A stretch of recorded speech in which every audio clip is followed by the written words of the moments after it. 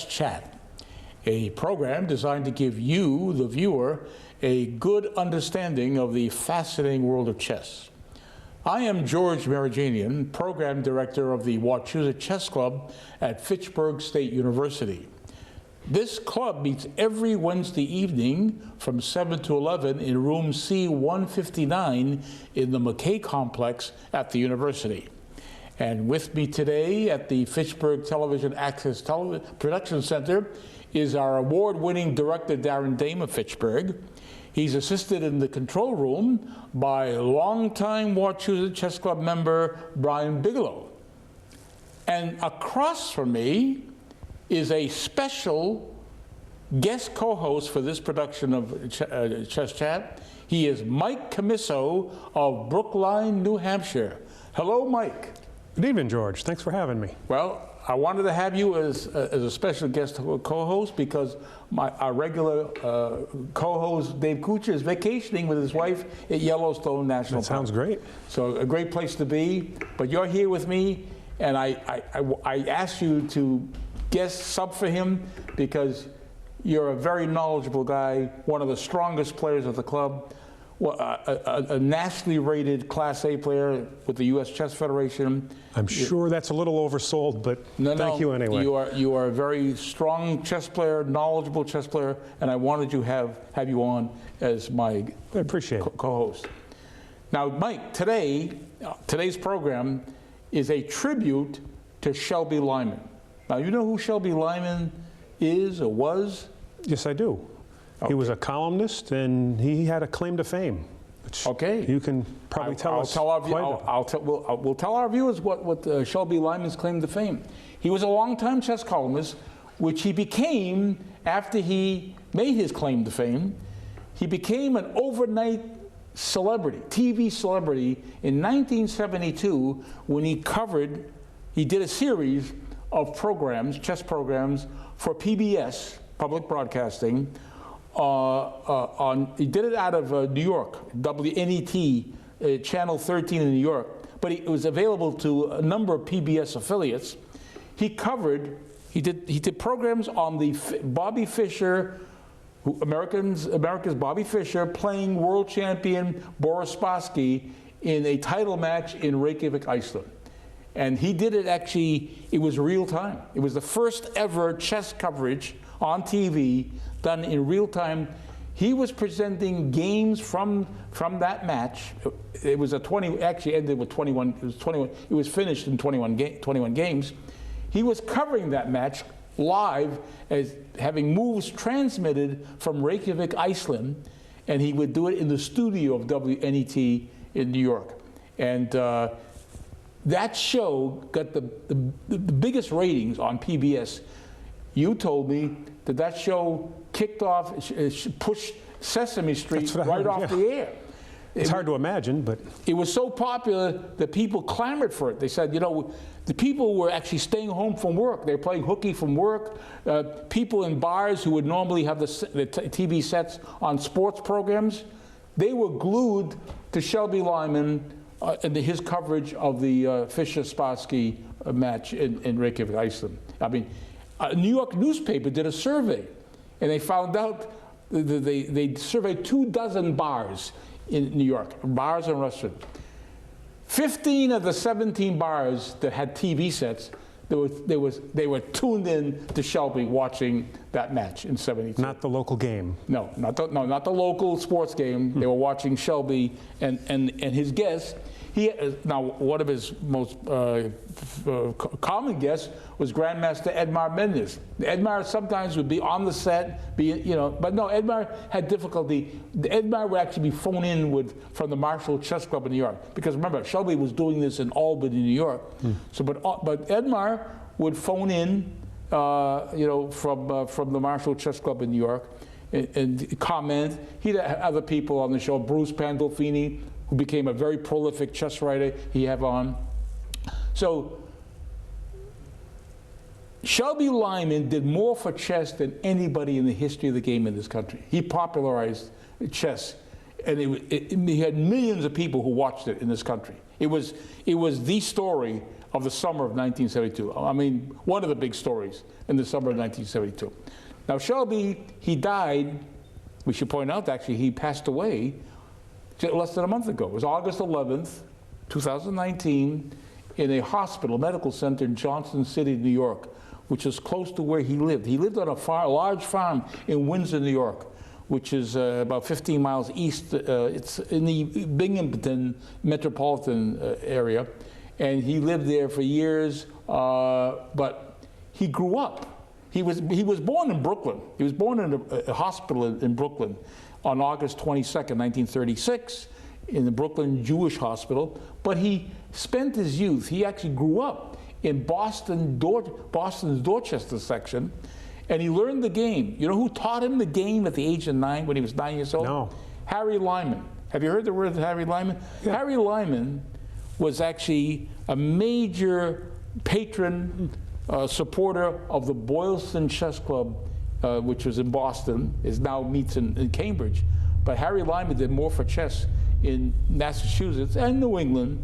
And Harry, his uncle, taught him the game when he was 9. And Shelby went on to Harvard, eventually attended Harvard, graduated, got a master's degree from Harvard later after getting his BA degree. And in the late 60s, he actually for about 3.5 years, he was teaching sociology. He went back to New York to teach. He taught sociology at the City College of New York. But in 1972 came the opportunity to host this program. Now, it wasn't Shelby's idea to do this program. A lot of people think that Shelby came up with the idea of doing this. No, Shelby was approached by a TV executive by the name of Mike Chase. Mike Chase, who was a director of operations for the State University of New York colleges. They had a network. There was a TV network. This Mike Chase was a member of the Marshall Chess Club. He was a chess amateur. And he said, you know, there's no reason why chess cannot be presented on TV.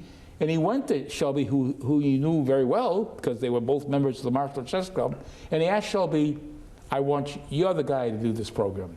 If we're going to do chess on TV, Shelby, you're the one. So, and Shelby agreed to do it, and it was an unpaid position. All he got was actually lunch money and subway fare, back and forth.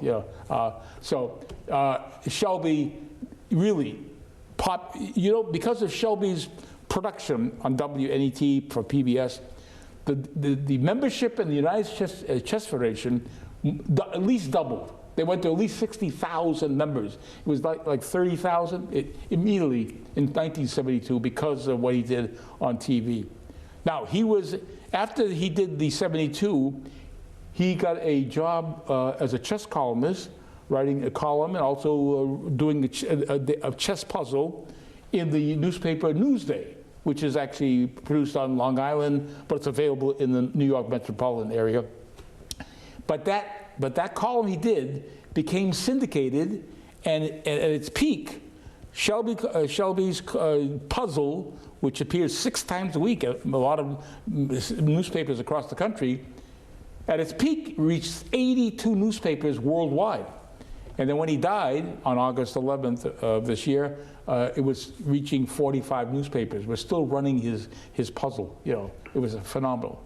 So again, Shelby did a lot for chess, and his name will go down in the annals of chess history as one who did the most to popularize the game in the country back in 1972. Now, Darren has been showing some file photos of Shelby as we've been talking about Shelby.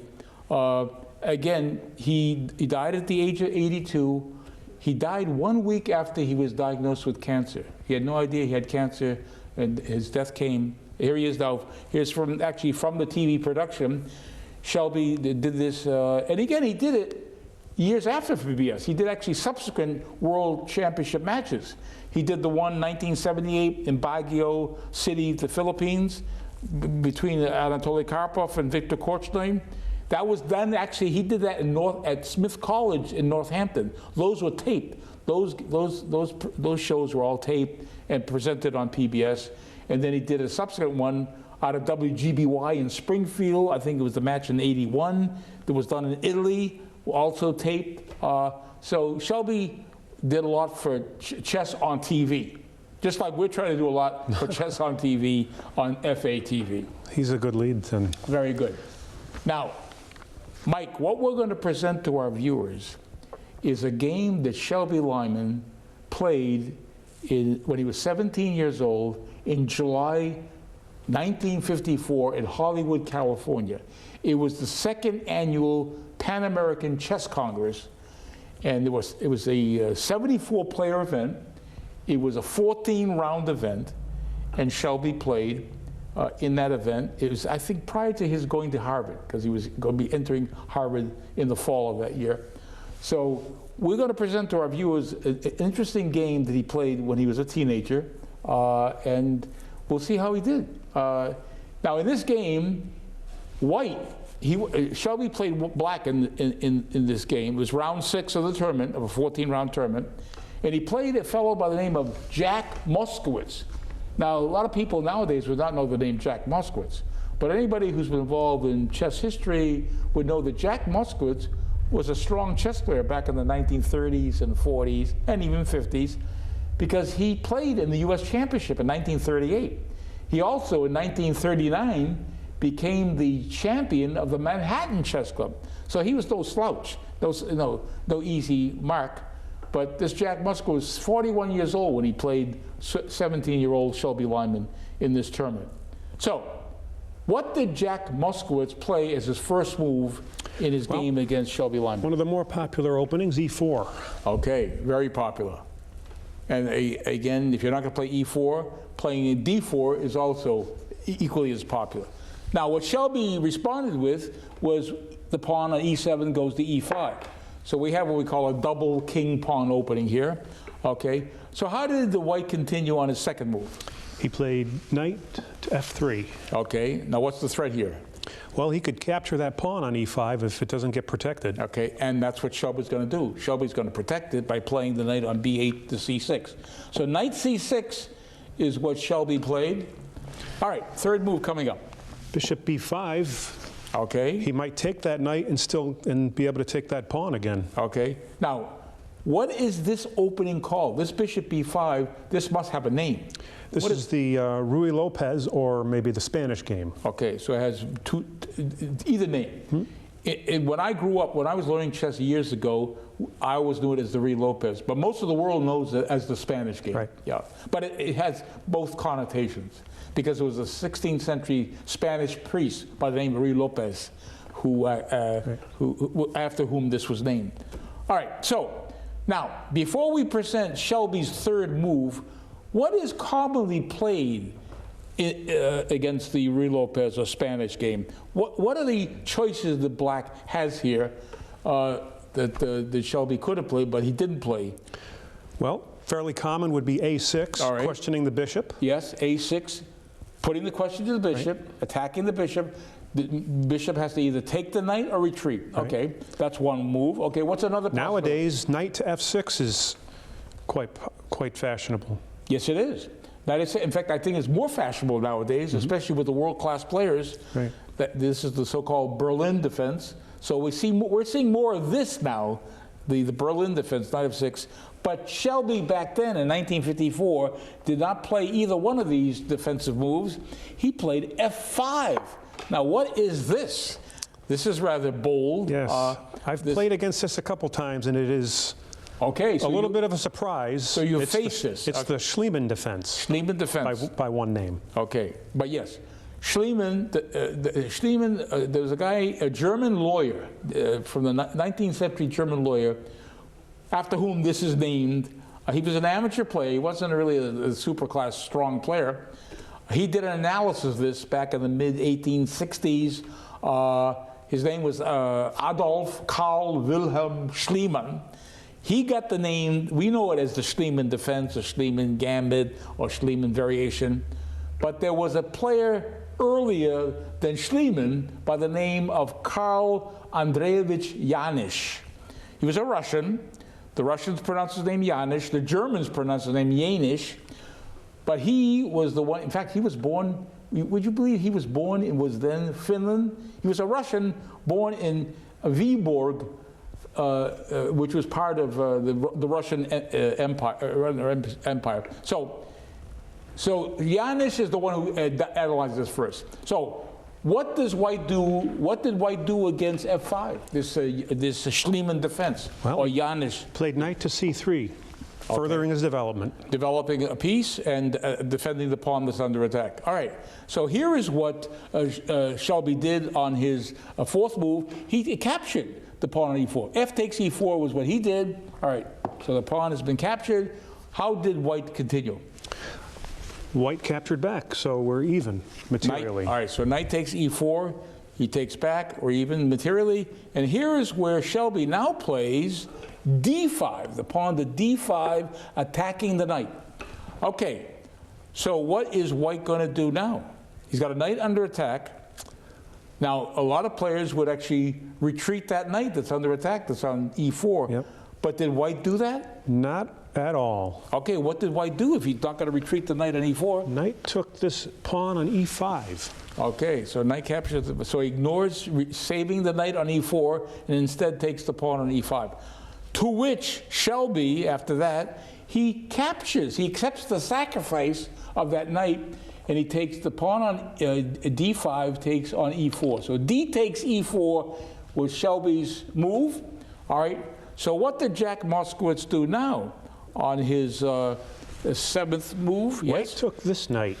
Okay. Setting up a couple threats. Okay, now, let us tell or show our viewers, before we play the move that was actually played, why Black should not take the knight. Black did not take the knight, but let's show what would happen. If Black took that knight on C6 with the pawn on B7, what would happen if we took now? Well, then White would take that pawn, check the king, but also attack the run and be winning the rook, which is winning the exchange. So Black would interpose the bishop, but he would gain a lot of material. Would block the attack, but still win here. Yeah, right. For one thing, that's one possibility. So that didn't happen. So let me get that pawn back. So instead, what Shelby did on his seventh move is he brought the queen to G5, which does what? What is that queen on G5 doing? Well, that threatens both the bishop on B5 and the pawn on G2. Okay. It's a double attack. It's a double attack. All right. So how did White respond to this double attack with the queen on G5 attacking those two squares, the pawn on G2 and the bishop on D5? White moved his knight to D4. All right. Revealing a check, a discovered check. A discovered check. Okay. And protecting the bishop with the knight. Okay. So a dual purpose move. All right. So Black has to get out of check, and the way he gets out of check is block the check. He plays C6, attacks the bishop now. Now the bishop is under attack again with the pawn on C6. So for his ninth move, White played back to F1 with the bishop. Because he didn't want to lose the pawn to the queen on G2. All right. All right, so it is now Shelby's move, ninth move. He now plays the queen over to E5, attacking this knight.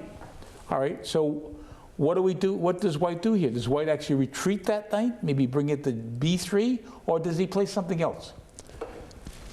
He played C3, protecting that knight, maybe giving his queen a way out. Okay. And this is what theory recommends this. This again, this variation, this opening has been analyzed, and they've deemed that this is the proper way to continue. It's just defend the knight with the pawn on C3. All right, to which Shelby on his 10th move plays knight F6, so he has to develop. And basically, he is ahead. He is ahead developed because he has his knight, but he's also got the queen out. So he got two pieces developed, where White only has that one piece developed with the knight on D4. All right, so what does White do now on the 11th move? 11th move is bishop to E2. Okay. Now here is where Shelby now plays his bishop on F8 and plays it to D6, puts it on a very good diagonal. Now, it would be a big mistake if White castled here. White could legally castle, but that would be a blunder, would it not? It sure would. because well, if he did it, yeah, let's show you. Then the queen, Black would take this come pawn. on h2, Checkmate. Checkmate. Okay, so white certainly cannot castle, and experienced players would never do that. So what did white do on his 13th move here? 12th move. I'm sorry, 12th move. D3. Yes, he'd love to get rid of this thorn in his side here, this pawn on e4, so he plays d3. To which, now black could take the pawn on d3, but chooses instead to castle. Right. Black castles on his 12th move. All right, so it's now white's 13th move coming up. What does he play? What does Moskowitz play on his 13th move? He played f4. Now, what is the evaluation of this move? Is this move frowned upon? Is this actually considered? Engines would call this a blunder. All right, so the computers, the engines, Yep. they do not like this move at all. No, not much at all. All right, do they have a better move? I think the better move actually was for the. That's right. Was actually The better move would be to just take that pawn. they consider that in a the better way. move, We right? could Exactly, but simplify the but position. white chose not to do that. Instead, played f4. All right. So with that pawn attacking the queen on e5, Shelby decided that he would take the pawn on f4 en passant, in passing. So e takes f3 is what Shelby played on his 13th move. And how did white respond to that? Played 14, was knight to f3, taking the pawn. Attacking the queen. Yes. All right, so now the queen has to move. Okay, where did we move that queen? Where did Shelby move that queen? Well, Shelby brought that queen to h5. Queen h5 is where he's going. He's staying queenside here. He's not bringing it over to the queen side. He's staying still on the queen side of the board. All right, so it is now white's 15th move coming up, I believe. Right. White played queen to bishop 3, and that's a check. Now, it's a check. b3, excuse me. Is it now? How do the engines or the computers? Do they like this move? This is another mistake. There's another mistake. It looks like a natural move. It looks like a good move. Yeah, it does. But was there a better move that, for example, maybe? Yes, it's not one that most people would play. But yes. King to d2. Now, yes. How many people run would away. actually play this move? Very few people would But do the that. computers, they all seem to all agree that this was the move to get out of trouble, is to move the king to d2. Well, the king did not move to d2. He said the check came. Now, Shelby blocked that check. Instead of moving the king to h8, what he could have done, he just actually redeploys the knight to d5 and actually centralizes that knight now, but blocks that check from the queen. All right. So what does white do now in response to Shelby's knight d5? 16th move is bishop to d2. Okay, now this looks good for white because, boy, if he's able to castle, he looks like he's very safe. He might escape. Yeah, I think he's very safe on the queen side if he can castle. But what happens? Here is now after bishop d2. Here is where black, Shelby, plays bishop e6. He brings the bishop up, leaves the defense of this pawn on b7, but actually puts himself on the same diagonal as the queen. Right. So what does white do in response to bishop e6? Is he greedy? Does he become I greedy guess so. now? I mean, the threat is the knight could move away, discovering an attack on the queen, and That's true. maybe Yes. he. You mean something like this? Right. Like here, with the attack here, with the bishop attacking the queen, and also threatening to take on g2 with check. So maybe white did not want to allow Maybe he that. was a little nervous, and he did take the pawn on b7. All right, so the queen has taken the pawn on b7, to which Shelby now plays knight f4 on his 17th move. What is his threat? By playing knight to f4, what is Shelby now threatening to do? I see two threats. I see the possibility the knight could take the pawn on g2 with check. Also the possibility of the knight could eliminate this bishop on e2, forcing the king to recapture and forfeit castling altogether. So what does white do? What does do White may have seen all that and decided to get rid of that knight. So bishop takes knight on move 18. Okay, bishop takes f4 was what he did, to which Shelby just plays bishop takes f4, and they've exchanged minor pieces here. Okay, it is now White's move. What does White do now? Does White take this pawn on c6, or does he have something else? It looks available, but he didn't take it. He didn't take it. All right. So what else can he do? Well, he castled on the king side. That's right. He cannot castle on the queen side because the bishop controls. Earlier, it looked like he might get over there, but now he can't. Yeah, but now he can't. All right. Now, what is the evaluation of castling? Is that considered a good move or a bad move? That's not a good move. Not a good move? I mean, the material's fairly even, but White has won a couple pawns, but he's actually losing at this point. Because look at all of Black's pieces are poised on this king side. I mean, this is going to be dangerous castling king side. All right. Yeah. So how does Shelby react to this castling king side? What he does, well, I guess he was concerned that maybe he doesn't want to lose this pawn on c6, which is undefended. So he plays the bishop to d5.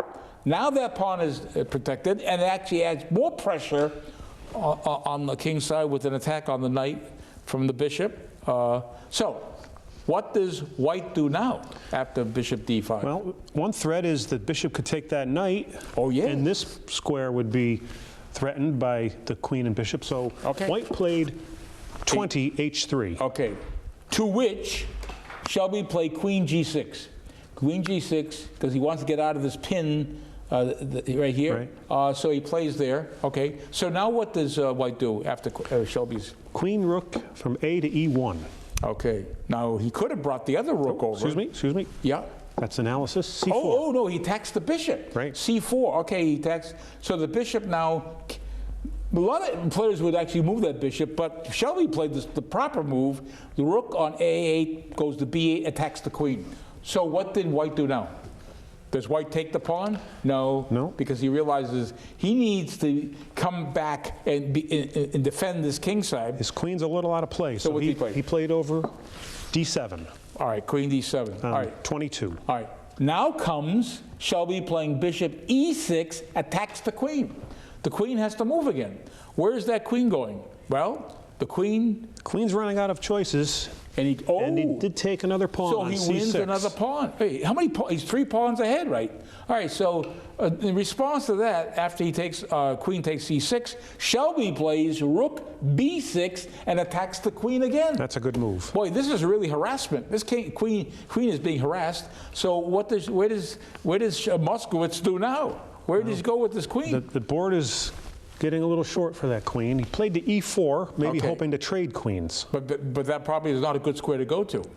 No, he was safer going probably to c5. It could be targeted pretty well. Yes. Okay. So after queen, you say queen e4. Shelby now comes down with the queen to g3. He's coming into enemy territory here. So what did Moskowitz do now on his 25th On 25, he played rook to f2 to help protect g2. He needs to protect his king side here. This is where Shelby now plays bishop takes the pawn on h3, and it cannot be captured because he's pinned. Right. Okay. All right. So what does White do now? That's 26. Bishop to f1. Brings the bishop back. He wants to protect that pawn on g2 with both the rook, the bishop, the king. So he's defending. He's trying to defend as much as he can. And this is where, after he did bishop 1, Shelby played rook e6. The queen now actually has to move. Yep. He pins the rook. Pin the rook. And this is where Shelby plays bishop e3, pins the rook. It's going to win the rook. Yes. And you know what happened? White resigned. White resigned. And with that, chess fans, the game was over. Shelby Lyman, a true champion of chess for promotion of chess in this country.